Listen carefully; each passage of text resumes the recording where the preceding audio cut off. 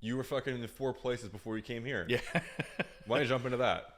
Yeah. I went from Spain to Dubai to London to here in the space of about 48 hours. And all filming podcasts, you said, right? Yeah, filming podcast. Yeah. Exactly. And I'm going to keep doing it. And then I'm going LA, Vegas, New York, continuing the same process. And this just creates that leverage of the brand to get your name out there even further.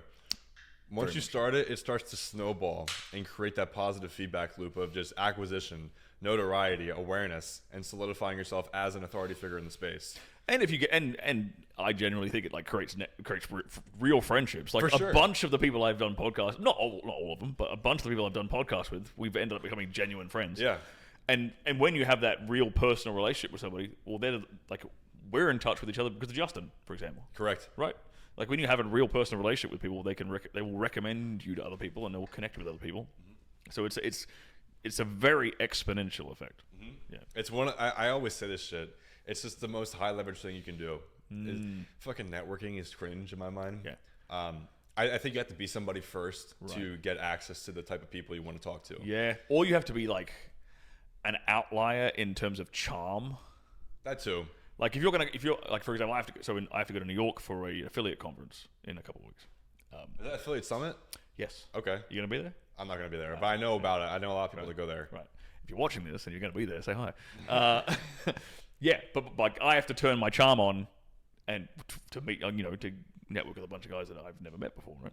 That is a particularly, that's not an easy thing to do. That's a particularly unique skill set, right? Yeah. Most people can't do it. I'm not saying I'm an expert at it. I think Justin, for example, is amazing at it. He's a phenomenal networker, like old school classical networker, right? Most people don't have that skill set though. They don't. And so things like this are a lot more accessible for the average person than the person with average social skills even. Okay, that's a good point. This is funny too. I'm gonna go to a quick story time with you. Back when I was 20 years old, I'm only 23. It's just like three and a half years ago, right? Not that long ago. I was going to the food store, like grocery store, and I would walk up to random girls to get cold approach experience, just to get over that little hump of anxiety I used to have, right?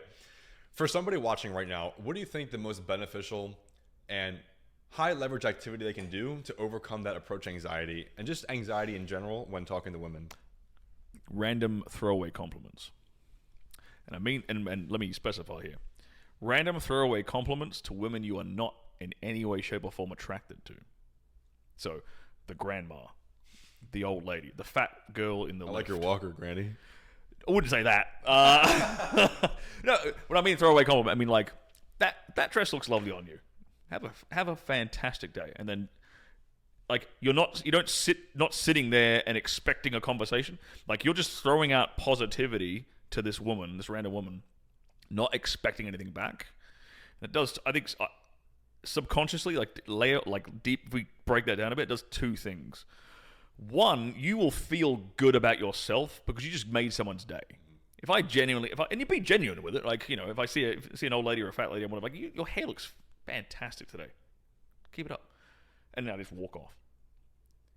There's no pressure for her to be, there's no awkwardness. I haven't put any pressure on her to continue a conversation. I'm not hitting on her. I've just walked away. Yeah. But like, I do feel, she feels better. Yeah. I know I've just made her feel better.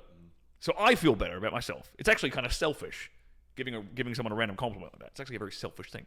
But what's happening is I'm programming my subconscious mind to associate feeling awesome with talking to strangers, right? Okay. And two, I'm teaching my subconscious mind to not be needy and not be awkward and not expect anything from that conversation. Mm-hmm. There's no expectations on that person to reciprocate or continue a conversation with me.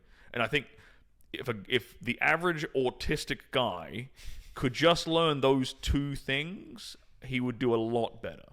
I want to add on that point too, because I think it's very, very true. When you can become outcome independent, that's it, of anything, whether it's that sale, whether it's that new client, whether it's that new person you want to connect with and you're kind of being fucking needy with them, or that new girl you want to talk to. Yeah. If you're independent of the outcome, that is a state of freedom. That's it. That is the point where you're able to say, hey, I did what I wanted to do. whatever happens, happens. And I'm not going to fucking pressure the other person. That's how relationships flourish. So I think that was a crucial mindset shift for myself to understand and, more importantly, internalize and say, hey, if this goes good, it goes good. I'm going to show up the same way I would either way. If it goes bad, it goes bad. Whatever. I don't give a shit anymore. I'm over it. So on top of the becoming independent of the outcome and then, just throwing out random compliments, maybe not something so tactical for people to improve their dating life, but perhaps psychologically, where do you think an important shift is for somebody to make to step into the individual that demands respect from the girl that they're talking to? That's a very good question. I think freeing yourself of shame and guilt, because modern society tries to shame and guilt men a lot around a lot of things, around their sexual desires, around, being toxically masculine, around setting boundaries, around having standards. Guys get shamed externally from the majority of society for these things. Now, men who are very successful are immune to that. So if you can develop an immunity to shame and guilt, that doesn't mean don't have morals in a sense of values, but they should be internally directed and dictated. You don't let the external world tell you if you're a bad man or not. You should know deep down in your heart, I am a good guy. I know I'm doing right by people. I know what I'm doing. I should not feel guilt or shameful. I'm pursuing things with intent that I want to pursue, like that woman or that business or that opportunity or whatever. So if you can free yourself from that the feelings of guilt and shame, that I think most guys will resonate with this, because I know other guys felt it. If you can free yourself of that guilt and shame, that will open you up to a lot of power, a lot of freedom, and ultimately a lot of respect from women and from other men. I think even before the freeing of shame and guilt is understanding who you are on a deep level when it comes to your character. And you mentioned in terms of understanding internally who you are or who you're not, right?